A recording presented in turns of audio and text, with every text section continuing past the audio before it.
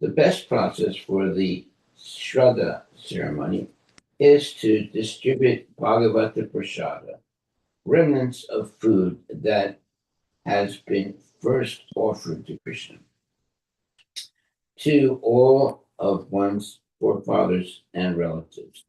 This makes a first class Shraddha ceremony. In the Shraddha ceremony, there is no need to offer meat or eat meat. Unnecessary killing of animals must be avoided. Those who are in the lower grades of society prefer to perform sacrifices by killing animals, but one who is advanced in knowledge must avoid such unnecessary violence. Brahmanas should execute their regulative duties in worshiping Lord Vishnu. Those who are advanced in knowledge of religious principles must avoid five kinds of irreligion known as Vidharma, Paradharma, Paradharma, Dharma Abhasa, Upadharma, and Shaladharma. One must act according to the religious, principles that suit his constitutional position. It is not that everyone must adhere to the same type of religion. A general principle is that a poor man should not unnecessarily endeavor for economic development. One who remains, no, one who refrains from such endeavors, but who engages in devotional service is most auspicious. One who is not satisfied with the mind must to fail to degradation. One must conquer lusty desires, anger, greed, fear, lamentation, illusion, fright, unnecessary talks on material subjects, violence, the four miseries of material existence, and the three material qualities. That is the objective of human life. One who has no faith in the spiritual master, who is identical with Sri Krishna, cannot get any benefit from reading Shastra.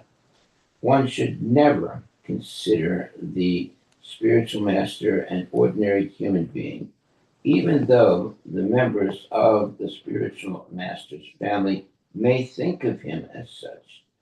Meditation and other processes of austerity are useful only if they help in advancing toward Krishna consciousness. Otherwise, they are simply a waste of time and labor. For those who are not devotees, such meditation and austerity cause fall down. Now, what's wrong with that light? It's about to go off with it. We need to replace the bulb. Every householder should be very careful because even though a householder may try to conquer the senses, he becomes a victim to the association of relatives and falls down. Thus, a grihasta must become a vanaprastha or sannyasi, live in a secluded place, and be satisfied with food gotten by begging from door to door. He must chant the Omkara mantra or Hare Krishna mantra, and in this way he will perceive transcendental bliss within himself. After taking sannyasa, however, if one returns to grihastha life, he is called a vantasi, which means one who eats his own vomit. vomits.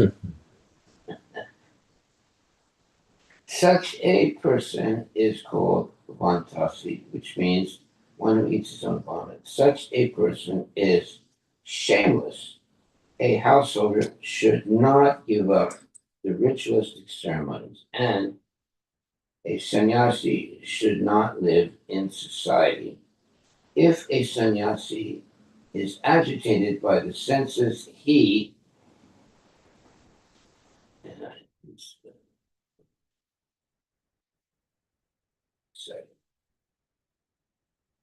after taking sannyasi, however, if one returns to grihastha life, he is called a vantasi, which means one who eats his own vomit.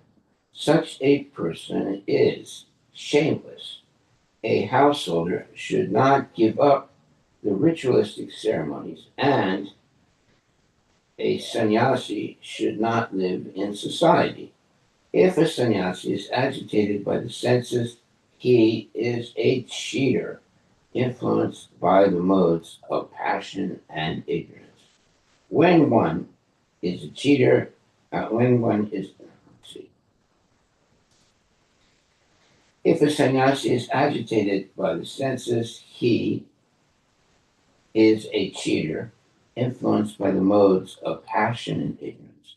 When one assumes a role in goodness by starting philanthropic and altruistic activities, such activities become impediments on the path of devotional service.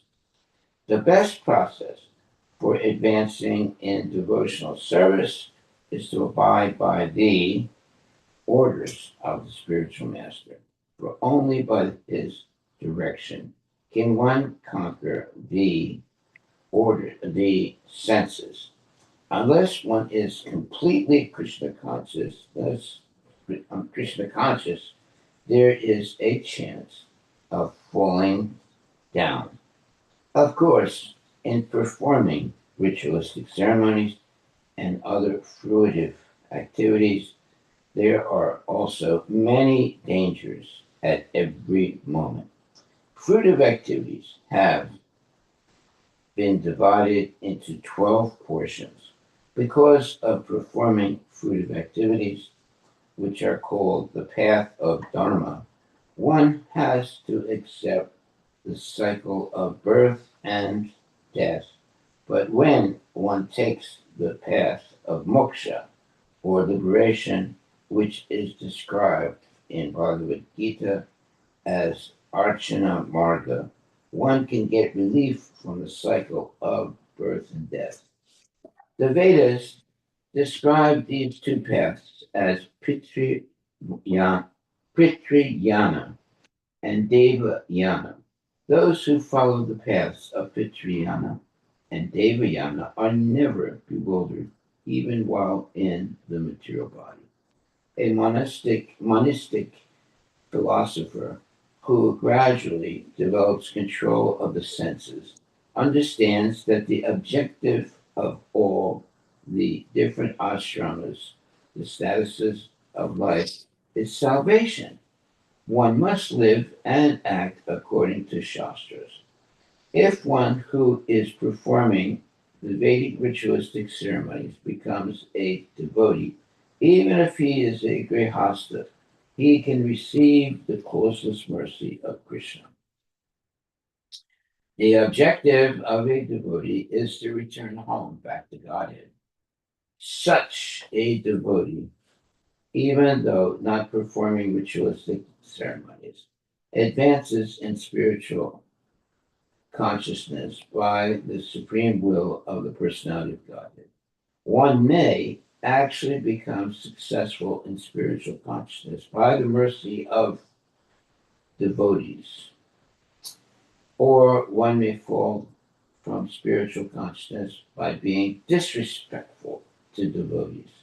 In this regard, Narada Muni narrated the history of how he had fallen from the Gandharva kingdom, how he was born in a Sudra family, and how by serving exalted Brahmanas he became the son of Lord Brahma and was reinstated in his transcendental position. After narrating all these stories, Narada Muni praised the mercy received from the Lord by the Pandavas. Maharaj Yudhishthira, after hearing from Narada, became ecstatic in love of Krishna, and then Narada Muni left that place and returned to his own place. Thus, Sukadeva Goswami, having described the various descendants of the daughters of Daksha, ends the seventh chapter, the seventh canto of Srimad Bhagavatam. Okay, next, text 1. Narada Muni continued.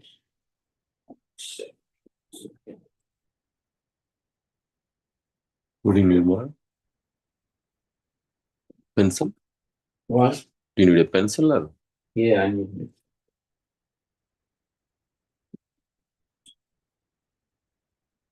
Narada Muni continued. My dear king, some brahmanas are very much attached to fruitive activities. Some are attached to austerities and penances, and still others study the Vedic literature. Whereas some, although very few, cultivate knowledge and practice different yogas, especially bhakti yoga. Oh, there we are. Now we're getting on into the into the proper points. Text 2. A person desiring liberation for his forefathers or himself should give charity to a Brahmin who adheres to impersonal monism, jnana nishta. In the absence of such an advanced Brahmana, charity may be given to a Brahmana addicted to fruitive activities or karma kanda. There are two processes by which to get free from the material bondage. One involves jnana kanda and karma kanda, and the other involves upasana kanda. Vaishnavas never want to merge into the existence of the Supreme. Rather, they want to be everlastingly servants of the Lord to render loving service to Him. In this verse, the words anantyam ichata refer to persons who desire to achieve liberation from material bondage and merge into the existence of the Lord. Devotees, however, whose objective is to associate personally with the Lord, have no desire to accept the activities of karma kanda or jnana kanda, for pure devotional service is above both karma kanda and jnana kanda. Anya vilasita sunyam jnana karmadi anavritam. In pure devotional service, there is not even a pinch of jnana or karma. Excuse me. Consequently, when Vaishnavas distribute charity, they do not need to find a brahmana performing the activities of jnana kanda or karma kanda. The best example in this regard is provided by Advaita Goswami, who, after performing the Shraddha ceremony for his father, offered charity to Haridas Thakur. Although it was known to everyone that Haridas Thakur was born in a Mohammedan family, not a Brahmana family, and was not interested in the activities of jnana kanda or karma kanda. Charity, therefore, should be given to the first class transcendentalists, the devotee, because the Shastras recommend Muktanam Apisidanam Narayana Parayana Sudur Labda Prasantatma Kotis Api Mahamune. O great sage, among many millions who are liberated and perfect in knowledge of liberation, one may be a devotee of Lord Narayana or Krishna. Such devotees who are fully peaceful are extremely rare. Bhagavad Gita 6.14.5. A Vaishnava is in a higher position than a Jnani, and therefore Advaita Acharya selected Haridasa Thakura to be the person to accept his charity. The Supreme Lord also says, Name Bhakta Chaturvedi Mad Bhakta Sva Pacha Priya Tasmai Deyam Tato Grayam Sacha Pujo Yata Hi Aham. Even though a person is a very learned scholar of the Sanskrit Vedic literatures, he is not accepted as my devotee unless he is pure in devotional service. However, even though a person is born in a family of dog eaters, he is very dear to me if he is a pure devotee who has no motive to enjoy fruitive activity or mental speculation. Indeed, all respect should be given to him, and whatever he offers should be accepted. Such devotees are as worshipable as I am. Hari Bhakti Vilasa 10.127. Therefore, even if not born in a Brahmana family, a devotee, because of his devotion to the Lord, is above all kinds of Brahmanas, whether they be karma khandas or jnana khandas. In this regard, it may be mentioned that Brahmanas in Vrindavana, who are karma khandas and jnana khandas, sometimes decline to accept invitations to our, meaning our Krishna conscious temple, because our temple is known as the Angar Aja temple. In other words, the or Anglican temple, temple of white people. But in accordance with the evidence given in the Shastra, the example set by Advaita Acharya, we give prasada to devotees regardless of whether they come from India, Europe, or America. It is the conclusion of Shastra that instead of feeding many jnana kandi or karma kandi brahmanas, it is better to feed pure Vaishnava. It is better to feed a pure Vaishnava, regardless of where he comes from. This is also confirmed in Bhagavad Gita 9.30. Apichet sudaracharo bhajate mam anyabhak sadur eva samantavya samyak vyavasito hisaha. Even if one commits the most abominable actions, if he is engaged in devotional service, he is to be considered saintly because he is properly situated. Thus, it does not matter whether a devotee comes from a Brahmana family or non-Brahmana family. If he is fully devoted to Krishna, he is a sadhu. Okay, that's good.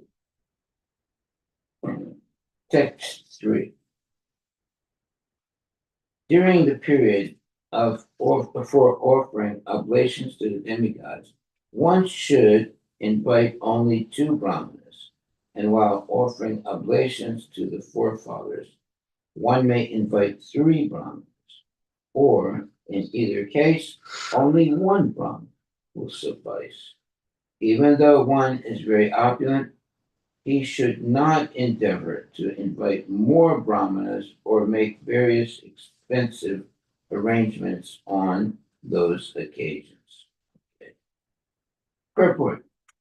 As we have already mentioned, Srila Advaita Acharya, during the generally observed ceremony to offer oblations to the forefathers, invited only Haridasa Thakura. Thus, he followed this principle. Na me bhaktas chaturvedi mad bhakta swapacha priya.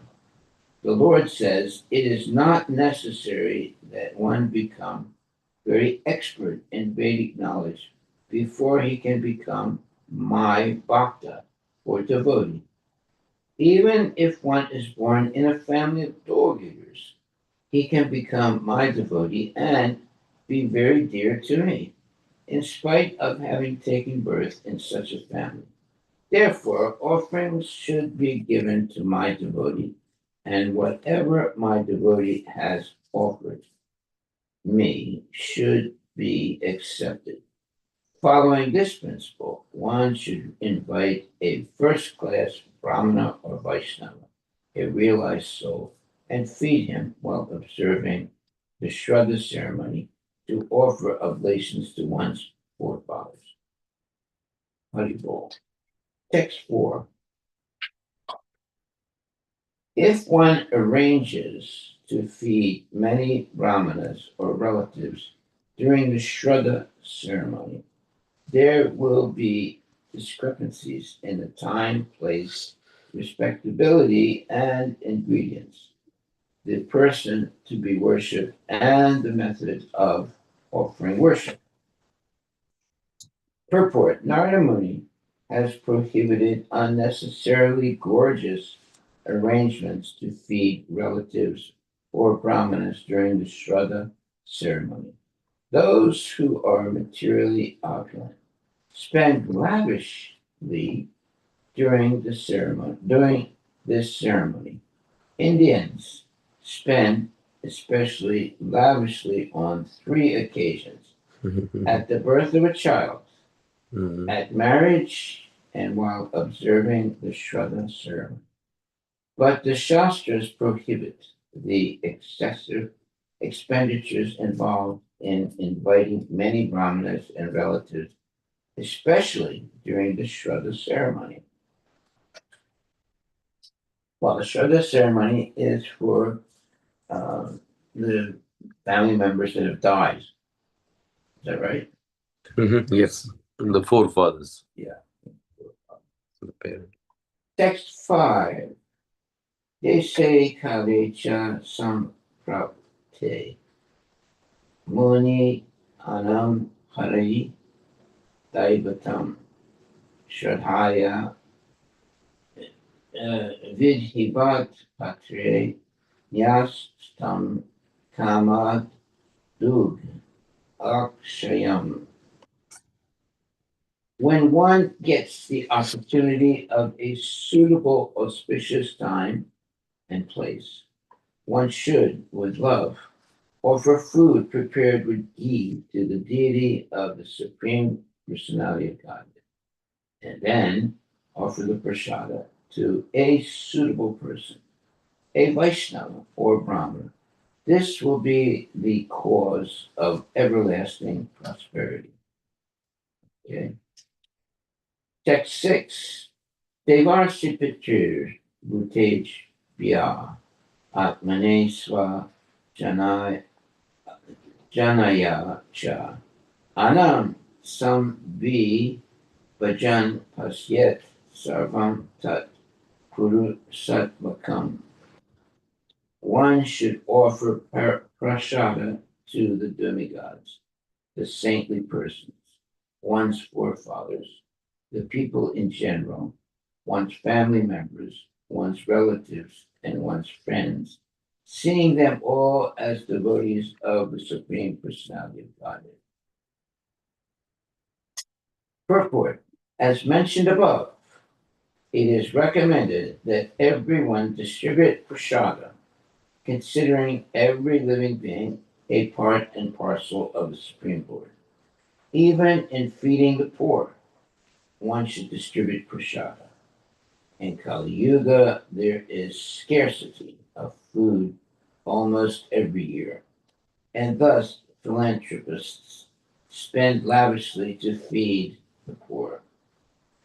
For this, they invent the term Daridra Narayana Seva. This is prohibited. One should distribute sumptuous prasada, considering everyone a part of the Supreme Lord, but one should not juggle words to make a poor man Narayana.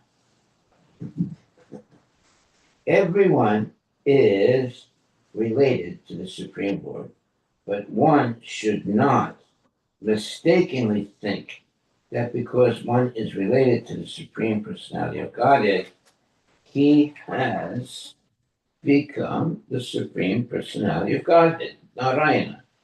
Such a Mayavada philosophy is extremely dangerous, especially for a devotee. Sri Chaitanya Mahaprabhu has therefore strictly forbidden us to associate with Mayavadi philosophers. Mayavadi Basya Sunile Haya Sarvanasa. If one associates with the Mayavada philosophy, his devotional service is doomed. Text 7. A person fully aware of religious principles should never offer anything like meat, eggs, or fish in the Shraddha ceremony. And even if one is a Kshatriya, he himself should not eat such things. When suitable food prepared with ghee is offered to saintly persons, the function is pleasing to the forefathers and the Supreme Lord, who are never pleased when animals are killed in the name of sacrifice. Text 8. Night Drisha Parodhamo Rinam Sad Dharmam Ichatam Nyaso Dandasya Bhutesu Manovak Kayaj Asya Ya. Persons who want to advance in superior religion are advised to give up all envy of other living entities, whether in relationship to the body, words, or mind. There is no religion superior to this. Okay, give up uh, all envy. Yeah, it's very dangerous. Text 9. Because of an awakening of spiritual knowledge, those who are intelligent in regard to sacrifice, who are actually aware of religious principles, and who are free from material desires, control the self in the fire of spiritual knowledge or knowledge of the absolute truth. They may give up the process of ritualistic ceremony. Purport. Just Srila Prabhupada. People are generally very much interested in karma kanda, ritualistic ceremonies for elevation to the higher planetary systems.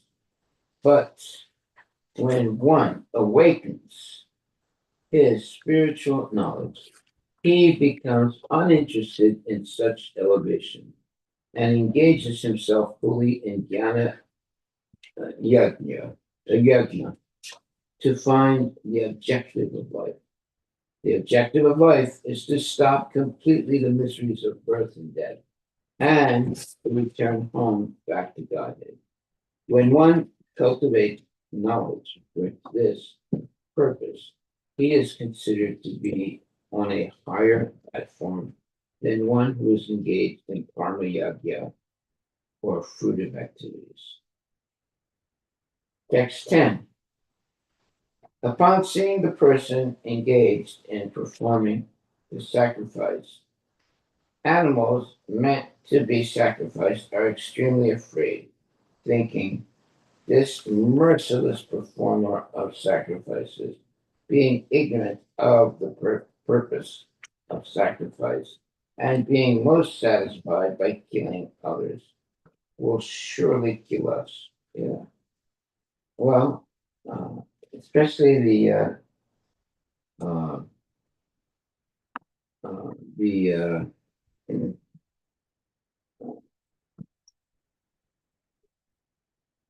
yeah, you have uh, demoniac type of people that do a lot of animal sacrifices, and they they're actually ignorant. They don't really understand the purpose of sacrifice, and they feel very satisfied by killing others. And basically, they are nonsense. Purport: animal sacrifice in the name of religion is current practically all over the globe in every established religion. It is said that Lord Jesus Christ, when 12 years old, was shocked to see the Jews sacrificing birds and animals in the synagogue, and that he therefore rejected the Jewish system of religion and started the religious system of Christianity. Well, okay, now we're hearing real history.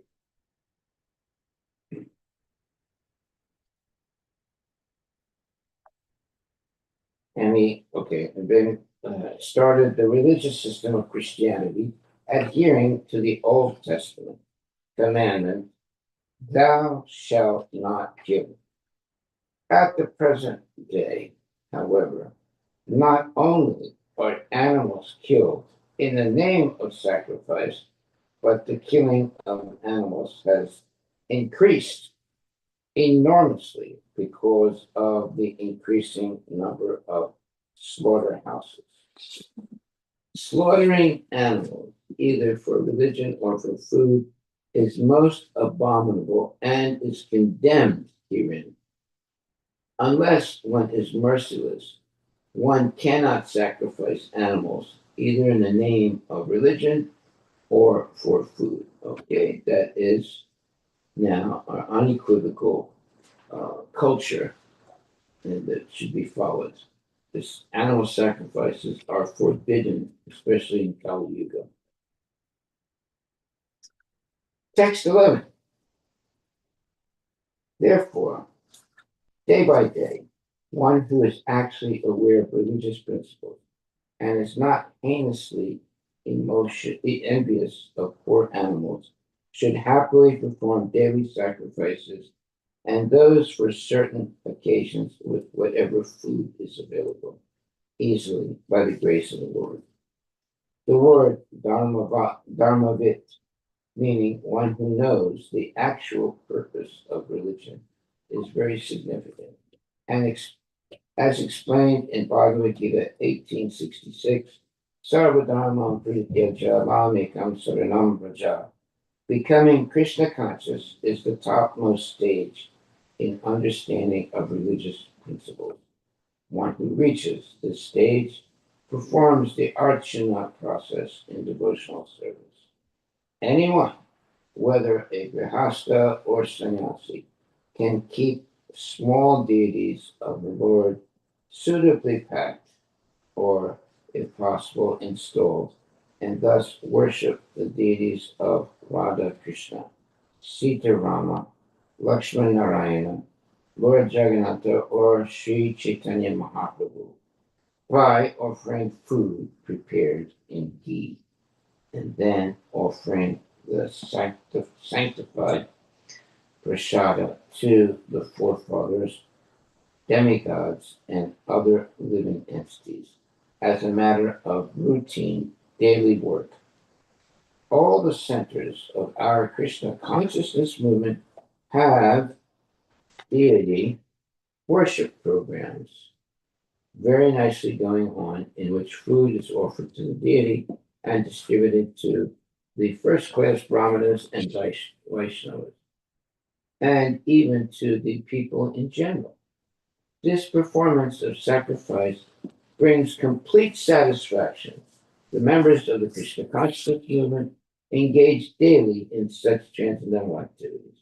Thus, in our Krishna consciousness movement, there is no question of killing animals.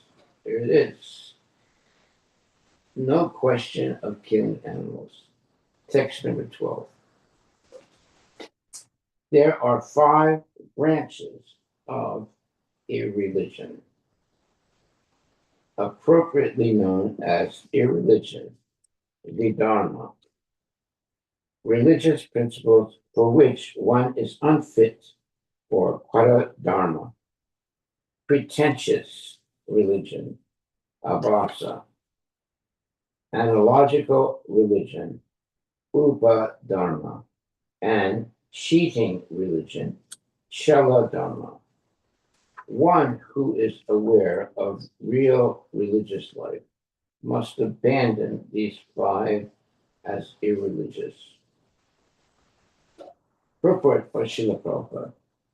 Any religious principles opposed to the principle of surrendering to the lotus feet of the Supreme Personality of Godhead, Krishna, are to be considered religious principles of irregularity or cheating, and one who is actually interested in religion must give them up.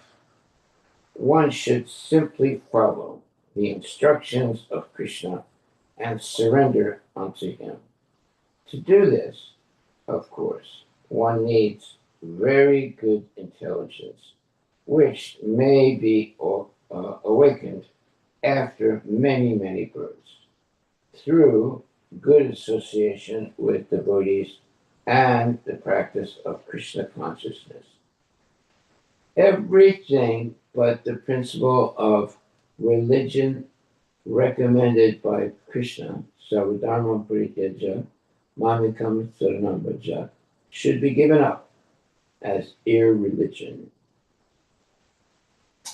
Let me read that again. Everything but the principle of religion recommended by Krishna, Sarvadharma Parityaja, Mamikam Saranambraja, should be given up as irreligion.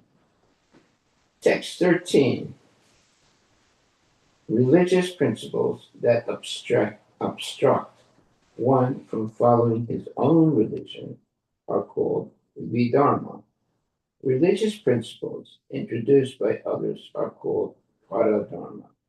A new type of religion created by one who is falsely proud or who opposes the principles of the Vedas is called upadharma. And interpretation by one's jugglery of words is called Chala Dharma. Purport of Srila Prabhupada. To create a new type of Dharma has become fashionable in this age. So-called swamis and yogis support that one may follow any type of religious system according to one's own choice, because all systems are ultimately the same. In Srimad Bhagavatam, however, such fashionable ideas are called vidharma because they go against one's own religious system.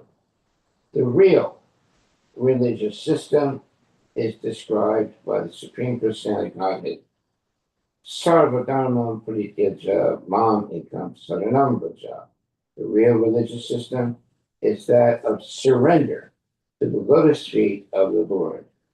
In the 6th canto of Srimad Bhagavatam, in connection with Ajamila's deliverance, Yamaraja says, Dharmam Sakshat Bhagavat Pranitam.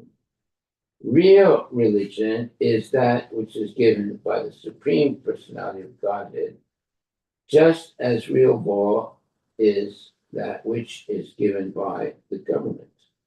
No one can manufacture actual law at home, nor can one manufacture actual religion. Elsewhere it is said, Savai pumsa paro dharmo, yato bhaktir ahoksage. The real religious system is that which leads one to become a devotee of the Supreme Lord. Therefore, anything opposed to this religious system of progressive Krishna consciousness is called Vidharma, Paradharma, or Upadharma, or Chala Dharma. Misinterpretation of Bhagavad Gita is Chala Dharma.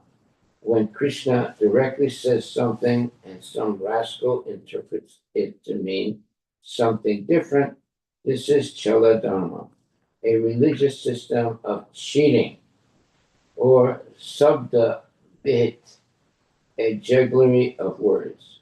One should be extremely careful to avoid these various types of cheating systems of religion.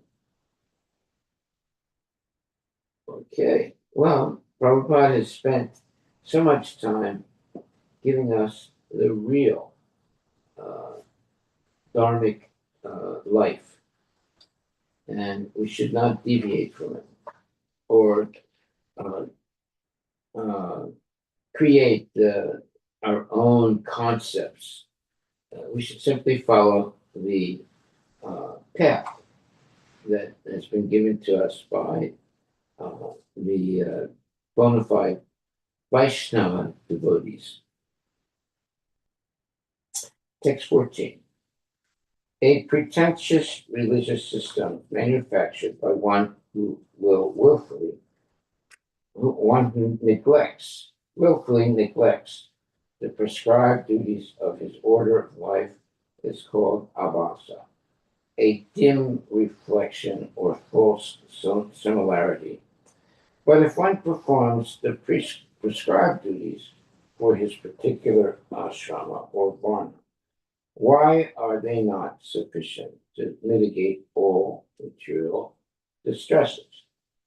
Okay, so this is the question, and we're going to get the answer. Purport. It is indicated here that everyone should strictly follow the principles of Varna and Ashrama, as given in the Shastra. In the Vishnu Purana 3.8.9, it is said, Varnashrama charavata purushena parapumam Vishnur aradyate panta nanya tattu sukaranam. One should focus upon the destination for progress, which is to become Krishna conscious. This is the aim and end of all varnas and ashrams. However, if Vishnu is not worshipped, the followers of the Varnashrama institution manufacture some concocted god. Thus, it has now become fashionable for any rascal or fool to be elected god. And there are many missionaries who have concocted their own gods, giving up their relationship with the real God. In Bhagavad Gita, it is clearly said that one who worships the demigods has lost his intelligence. Nonetheless, we find that even an illiterate person who has lost all intelligence is elected God.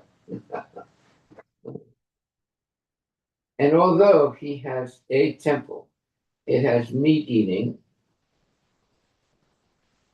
sannyasis, and many polluted activities go on there. This type of religious system, okay, meat eating sannyasis. How can such a person be considered a sannyasi? This type of religious system, which misguides its poor followers, is strictly forbidden. Such pretentious religions should be stopped altogether. The original system is that a Brahmana should actually become a Brahmana. He should not only take birth in a Brahmana family, but must also be qualified. Also, even if one is not born in a Brahmana family, but has Brahminical qualifications, he must be considered a Brahmana. By strictly following the system, one can be happy without extra endeavor. Swabhava, vihito dharma kasya nesta prasantaya. Prasantaye. The real aim of life is to mitigate distress, and one can do this very easily by following the principles of Shastra. The real aim of life is to mitigate distress, and one can do this very easily by following the principles of Shastra. Text 15. Even if a poor man, he should not endeavor to improve his economic condition just to maintain his body and soul together, or to become a famous religionist. Just as a great python, although lying in one place, not endeavoring for its livelihood, gets the food it needs to maintain body and soul. One who is desireless also obtains his livelihood without endeavor. Well, see, that's actually a very profound statement. Krishna has set aside to every living entity their minimal needs. If we simply accept the minimum and engage in devotional service, we'll never be in penury, or we'll never be uh, in want of anything. Because Krishna has set aside for every living entity their minimal needs. It's when people become extravagant in their needs that problems begin. That's why it says, one who is desireless also obtains his livelihood without endeavor. Purport: human life is simply meant for developing Krishna consciousness. One need not even try to earn a livelihood to maintain body and soul together.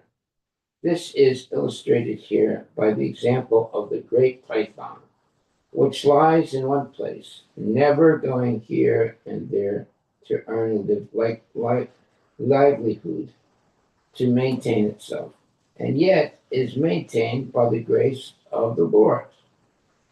Yeah, by the grace of the Lord, the python with its mouth open, oftentimes living entities go into its mouth and are eaten, as advised by Narada Muni. Bhagavatam 1.5.18. Tasyaiva heto prayateta kovida. One should simply endeavor to increase his Krishna consciousness. One should not desire to do anything else, even to earn his livelihood. There are many, many examples of this attitude. Madhavendra Puri, for instance, would never go to anyone to ask for food. Sukadeva Goswami has also said, Kasmad Vajanti Kavayo Dhyana Durma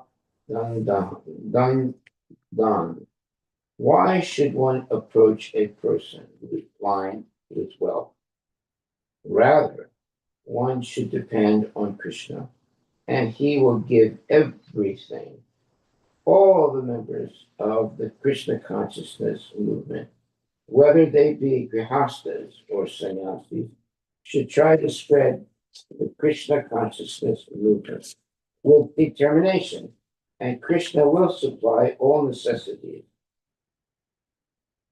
The process of ajagara vritti, the means of livelihood of a python, is very much appreciated in this regard. Even though one may be very poor, he should simply try to advance in Krishna consciousness and not endeavor to earn his livelihood. Well, that doesn't mean we should be lazy bums, but we should work honestly, but with the purpose of pleasing Krishna. and not with the purpose of becoming rich or becoming famous or anything like that. Simply living a simple life of devotion. One who is content and satisfied and who links his activities with the Supreme Personality Godhead residing in everyone's heart enjoys transcendental happiness without endeavoring for his livelihood. Where is such happiness for a materialistic man who is impelled by lust and greed, and who therefore wanders in all directions with a desire to accumulate wealth? Yeah, there are many people that all they think about is to make money.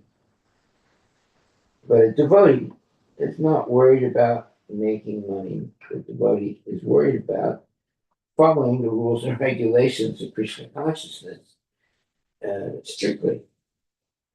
Text 17. For a person who has suitable shoes on his feet, there is no danger even when he walks on pebbles and thorns. For him, everything is auspicious. Similarly, for one who is always self satisfied, there is no distress. Indeed, he feels happiness everywhere. So, for one who is always self satisfied, there is no distress. Indeed, he feels happiness everywhere. Yeah, a genuine devotee never uh, distressed. I remember I was doing a program in somebody's house, and there were a bunch of people, and I got a phone call, and uh, the devotees in my house called me to tell me that my house was burning. And I said, okay. And I put the phone down and I went back to doing the puja. I didn't panic. I didn't run away to, see if I could stop the fire or anything like that. And so I did the full puja, right? And I didn't say anything to anyone, right? And then I just quietly went back. Uh, and And I wasn't really disturbed, even though the house burned down. But actually, I actually was blessed when that house burned down. First of all, it did not burn down completely. It was, uh, charred, but not completely destroyed. Therefore, because I did have insurance, they were able to count everything in that house. In other words, everything was not completely destroyed, but it was damaged. So, and also the person who came to find out how much damage was made was a really nice guy. So I was going with him and following him, and he would say, "Well, how much is this?" Let's say scarf that's charred and burned. I said, well, I think it's about $10. No, no, no. We'll put $100. He did that on everything. I couldn't believe it. Anyway, you see, sometimes there are people like that that are really, let's say, very, very nice. And I'm not trying to, let's say, cheat you. Okay, so then One it says question, here, Maharaj. huh? One question. Yeah. So Maharaj, how to get such faith that in such situation um, we will not get panic or disturbed? But that's the whole point. You always maintain your faith in Krishna. Your faith is not broken or shaken because of some calamity that might happen, you remain steady and determined to chant Hare Krishna in all circumstances. Understanding that Krishna is the Supreme Personality of Godhead, and he promises to take care of his devotees. So if we maintain our position as genuine devotees, Kunteya Pratijanihi Nami Bhakta Pranashati. Declared boldly Arjuna that my devotee will never perish. We have to believe that statement. Even in the most dire situations, and there are dire situations that happen every once in a while, we should not break our faith in Krishna and Prabhupada.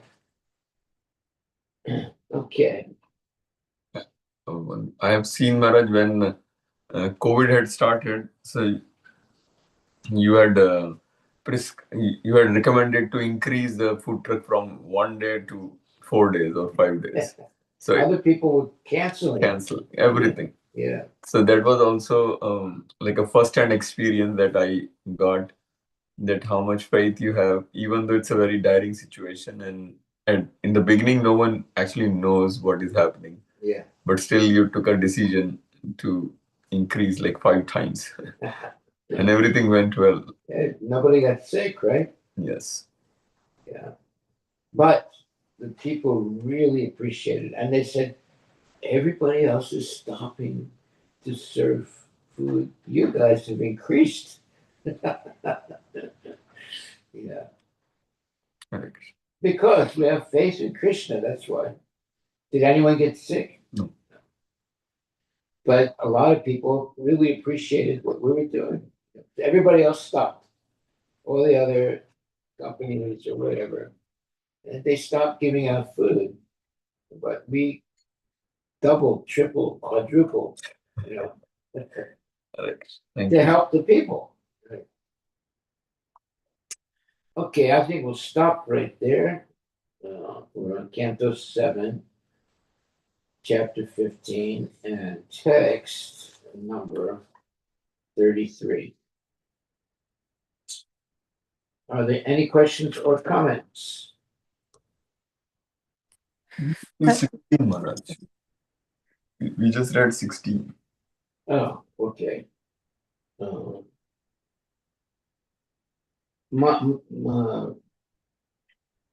Any comments or questions? Hare Krishna Maharaj. Yes, Haribol. Maharaj, I don't have question, but I want to say that your story of house burning is really helped me a lot today. I mean, we hear these kind of story in scriptures, like Srivas Thakur, his son died, and he did not stop the kirtan and everything. But seeing the practical example in today's life is really nice to have that example. Thank you so much, Maharaj. Today class was so wonderful. Thank you so much. Thank you, Mataji.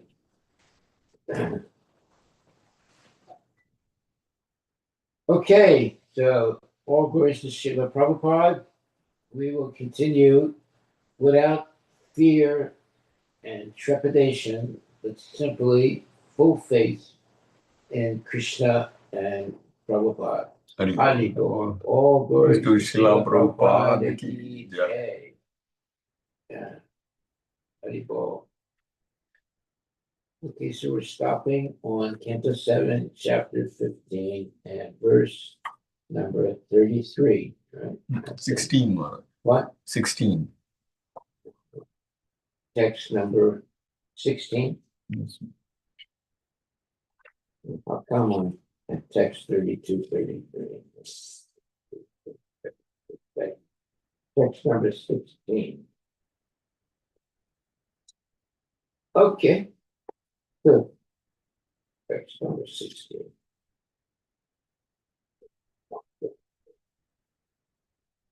No, I think you read more. What? Outside. Canto 7, Chapter 15, text number 16. Yes, Maharaj. Thank you very much, my dear devotees. Have a very, very good day today. Don't be afraid of anything. Be afraid of not following Krishna consciousness. But if you're not afraid of following Krishna consciousness, you have nothing to fear. Krishna is going to protect you.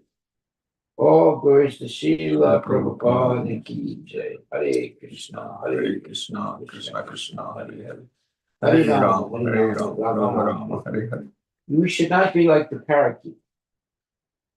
The parakeet is trained to say Hare Krishna, Hare Krishna, Hare Krishna. And then as soon as someone puts their hand on the throat of the parakeet, he goes like that, gets freaked out completely. So it's chanting of Hare Krishna is not really serious. But when a person is serious about chanting Hare Krishna, nothing stops the person from chanting Hare Krishna in all situations. It doesn't lose its faith in it doesn't lose its faith in Krishna consciousness. He doesn't give up chanting Hare Krishna. Sometimes people say, well, I prayed so much that my father not died, but he died. Now I don't believe in God. There are situations like that. No, we should always remain steady in our worship of the Lord. Haribol. Okay, we will stop right there and never give up our faith and love of Krishna.